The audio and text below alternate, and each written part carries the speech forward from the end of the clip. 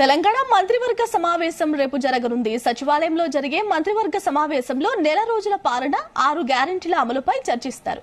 ప్రజాపాలన జరిగిన తీరు, అభయాస్తం దరఖాస్తుల డేటా ఎంట్రీ, పథకాలకు లబ్ధిదారుల ఎంపికకు సంబంధించి మంత్రివర్గం సమావేశంలో కీలక నిర్ణయం తీసుకోనుంది.